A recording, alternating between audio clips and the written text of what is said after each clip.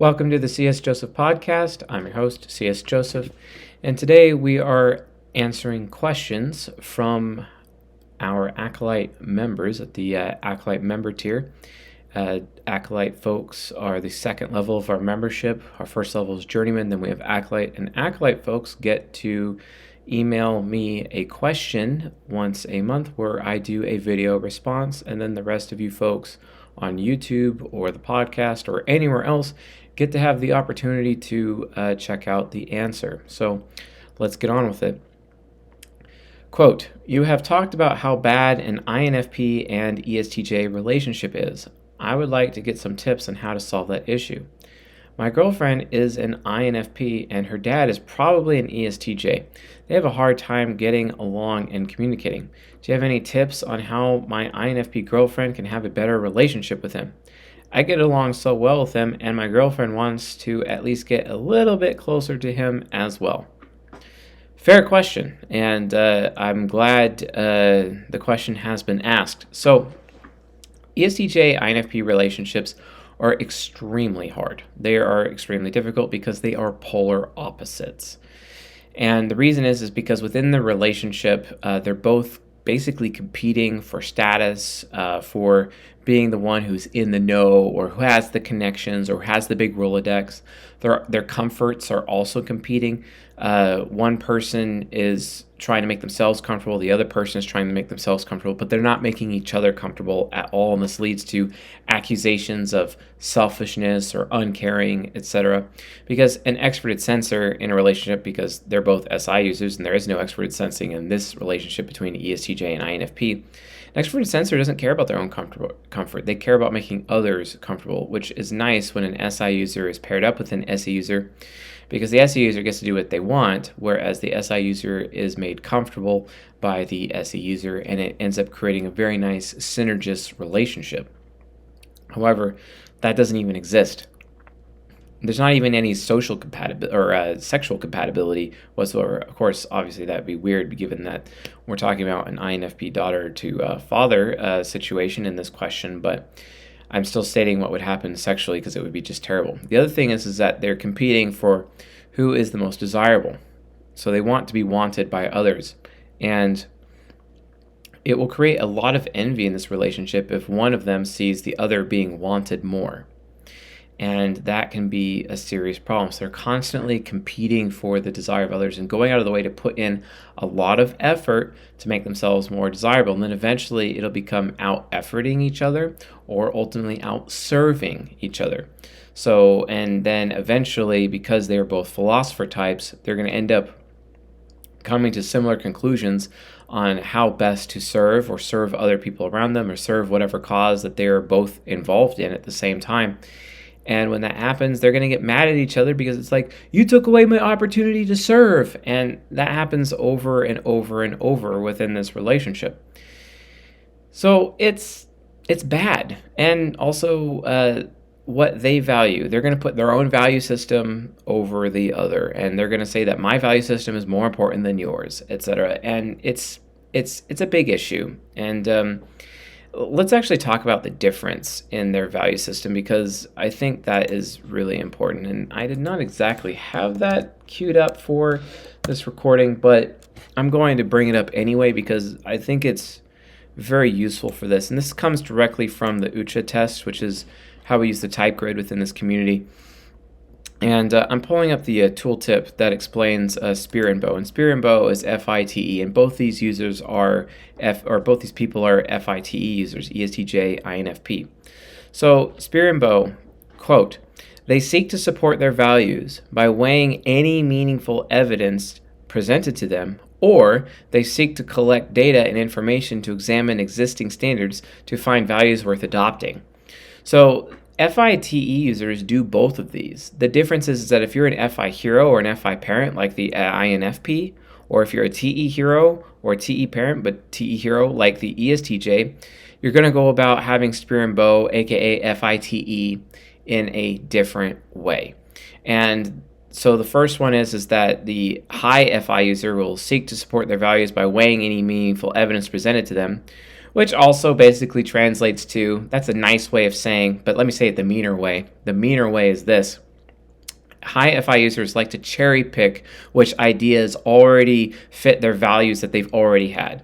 Their value system pre-exists, and they want to go look at what other people are thinking, and they're just going to cherry pick what other people are thinking, and to use that as additional evidence or support for their already pre-existing value system, which I find is wrong. I don't like that high FI users do it, but their point of view is valid, and I should take out my own bias and judgment out of it as well. But that's not to say that it doesn't annoy me, because it seriously annoys me, because it's like, look, I don't care if something doesn't match your value system. Maybe you should reevaluate your value system, but they won't. They're less likely to reevaluate their own value system, and instead, they're more going to allow themselves to, teach themselves what their itching ears already want to hear, because they already have their own pre-existing value system. They already know what they want to hear, so they're only going to listen to things that they want to hear already, and they're only going to cherry pick ideas that already support what values they already have, which I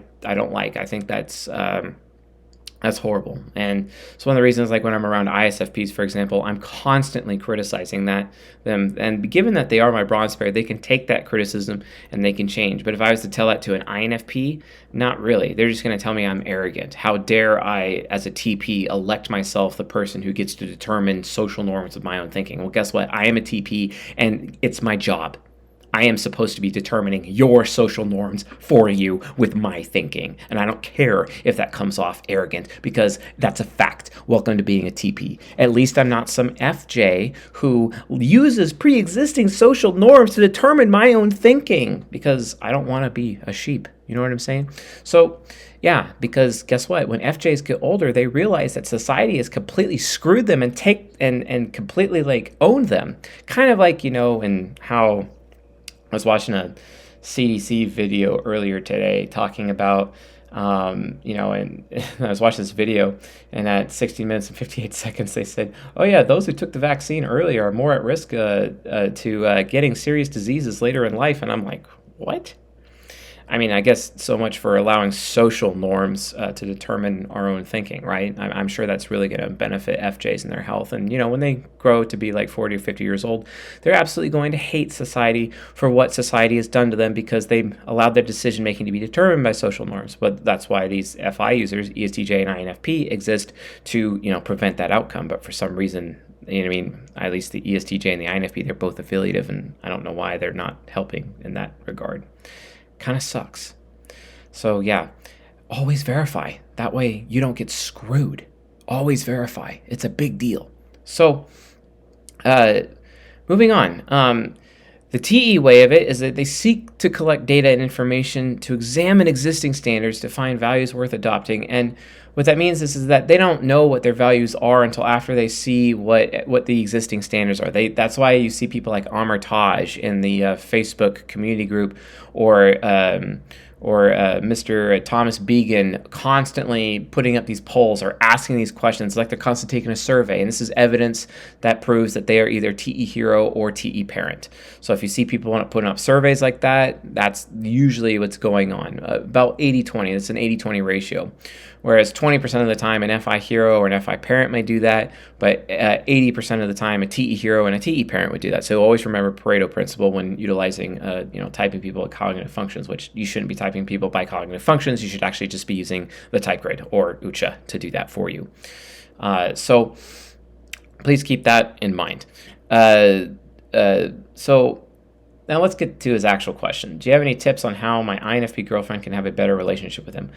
Basically do the opposite of what the ESTJ would do and what she would do, basically, which is really hard because she'd have to go really deep into her ENFJ shadow. Try to teach the ESTJ something, but the problem is that they already have a father-daughter relationship, and that's just not going to work. The ESTJ is already stuck in his ways. Honestly, I wouldn't even bother having a better relationship. I think her no longer being a part of that family is ultimately the healthiest thing to go, because if she's out on her own and can prove that she is independent and able to be responsible and take care of herself, then her father has absolutely no opinion. It's really, she just has to go out of her way to remove any substantiation behind any opinions that he may have. about her, and which means she'd have to get out of her comfort zone and actually like live life and be a responsible human being. That's what would have to happen. And then the ESTJ is not going to use SE critic and criticize her constantly for being lazy. That could be a serious problem as well. So there's not really much she actually can do. It's just not much because it's further complicated by the fact that there's a father-daughter relationship here. Now, if there wasn't a father-daughter relationship here, it's more of they could have a shoulder-to-shoulder relationship where they could work together towards a common goal or a common cause, or actually have like a teacher-student relationship where they would teach each other and improve each other as a result. But in a father-daughter relationship, given the fact that his daughter is an aspect of his legacy and ultimately his responsibility, especially as she gets older, that's just not going to happen. It's really, really not going to happen.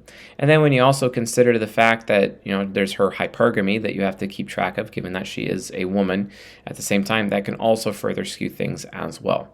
So the answer really is there's really not much that can be done in the situation. I guess removing herself from the situation and spending time away from her father so that a consistent amount of time, like potentially years, so that she can grow and be her own person, so that she's practically a new person that he hasn't experienced in a very long time because she's grown and changed and come around her dad. And then all of a sudden, everything is like better and improved and amazing. So yeah, pretty cool.